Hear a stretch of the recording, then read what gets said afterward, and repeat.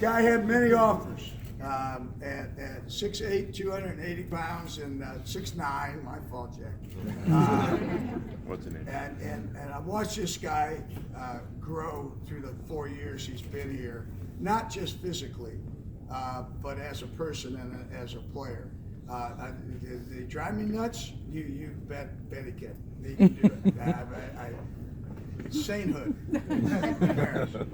But what a great young man, and what a great senior season he had. But I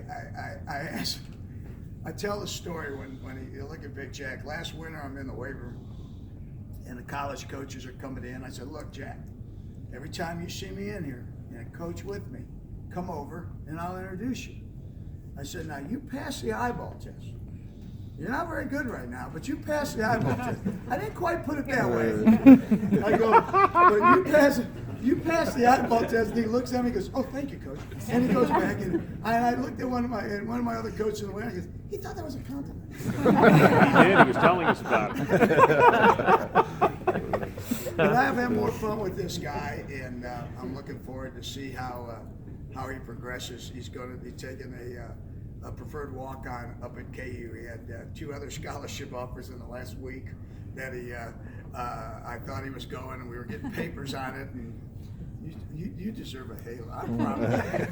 But I love this guy to death, and he had a great senior season for us.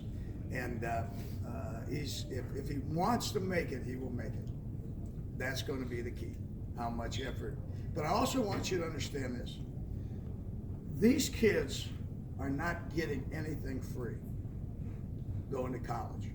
You know, I used to have people, I was very fortunate to go to college and have my way paid to play football. I always tell people they didn't give me anything.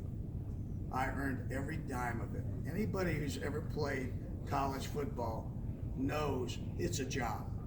So every one of these guys is going on to take on another job. All right? They're taking on a job. And so they're getting paid to do that job in some one way or form or another, but they are doing a job.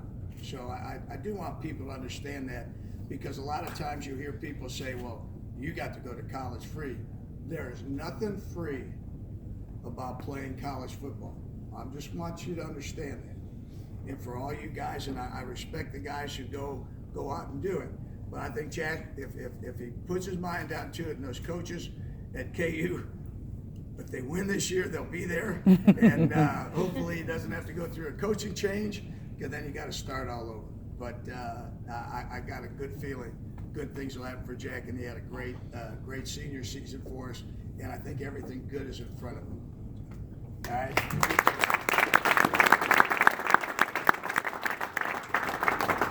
Ty Simsheuser, maybe more fun on the field. I don't know if we have a guy that enjoyed playing football more than Ty Simsheuser. I mean, we couldn't, even when we tried to hold him out if he was hurt. Loved being out there. Wanted to never come off the field. Played fullback and linebacker for us. But the thing about it is he's the ultimate football team player, and the guy that just loved playing every day, loved practicing every day, which he's nuts, all right? But loved playing the game, loved being part of it. One of our league time made first team all district, and he just had a great year for us. We couldn't do a lot of things without this guy, and we are so happy to see him moving on and going to Benedictine. I think it's going to be a great fit for this guy. We're really going to miss him. Ty Simsheuser.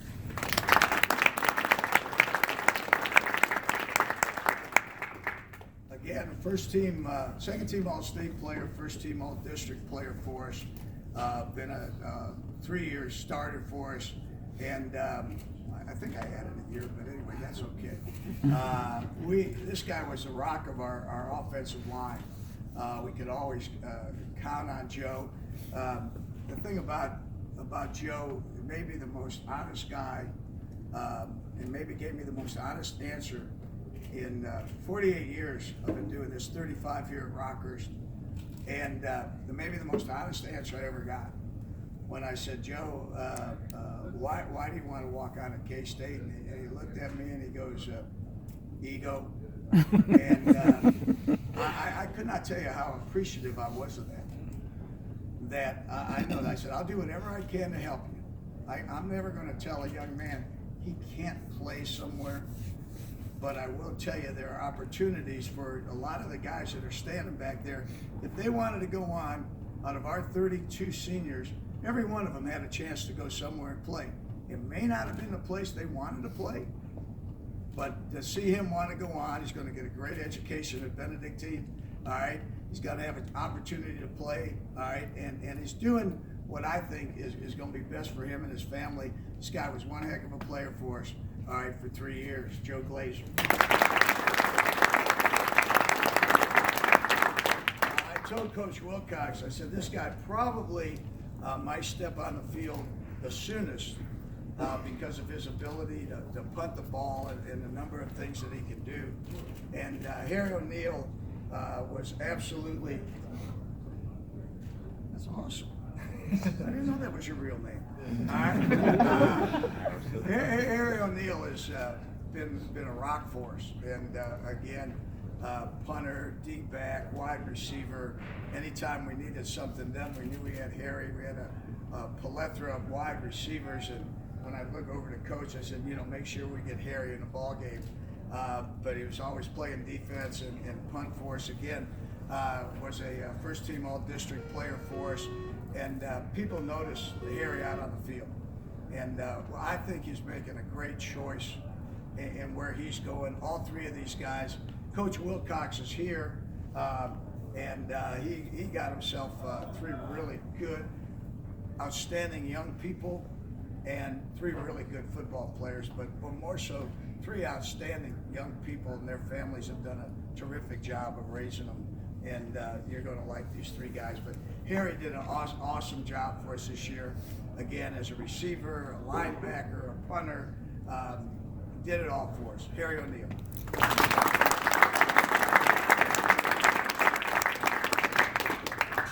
I recruited this guy from Cleveland, Ohio. People don't understand that the Sykes that my first coaching job was at John F. Kennedy High School in Cleveland, Ohio, where I grew up. And his dad was a sophomore. And then to have him and his brother here and to have the opportunity for the Sykes to be here in Kansas City was absolutely just terrific for me. But to see what this guy has done, by far, he was first team All-State, first team All-District, you name it, he made it. And the great story, and I've never had a young man do this, and I cannot tell you what education means to this guy and to his family. And he turned down Northwestern. They're on their senior project, Notre Dame calls. Said, Coach, we have a scholarship for Jacob. We'd like to know if he's going to commit. I call him at a senior project. They said, Coach, I will get a hold of him right now, see what he wants to do. And I've never had a young man tell me this. And he said, Coach, tell him I'm committed to Harvard, and that's where I'm going. And I said, good for you. I thought that was one of the neatest. I get goosebumps when I think about it, because how many people would do that? Mm-hmm.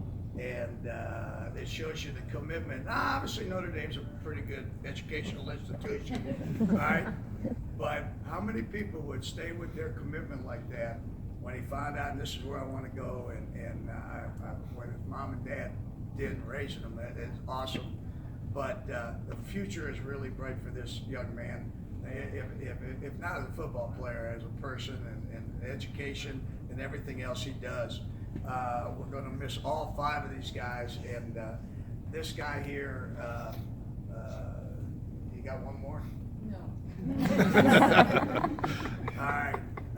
Anyway, we love him to death, and again, probably, to me, one of the top football players in this city and in this state.